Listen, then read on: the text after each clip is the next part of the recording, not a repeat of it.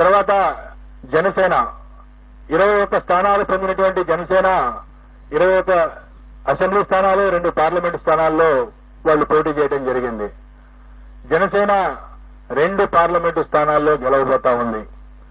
అలాగే అసెంబ్లీ స్థానాల్లో పిఠాపురం నుండి పోటీ చేసినటువంటి జనసేన పార్టీ వ్యవస్థాపక అధ్యక్షులు శ్రీ పవన్ కళ్యాణ్ గారు భారీ మెజార్టీతో గెలవబోతా ఉన్నారు. అలాగే ఆ పార్టీలో మరొక ముఖ్య నాయకుడైనటువంటి శ్రీ నాదెండ్ల మనోహర్ గారు గుంటూరు జిల్లా తెనాలి నుండి గెలవబోతా ఉన్నారు. తర్వాత తెలుగుదేశం పార్టీ విషయానికి వస్తే తెలుగుదేశం పార్టీ అధ్యక్షులు రాష్ట్ర మాజీ ముఖ్యమంత్రి నారా చంద్రబాబు నాయుడు గారు కుప్పం నియోజకవర్గం నుండి భారీ మెజార్టీతో గెలవబోతా ఉన్నారు.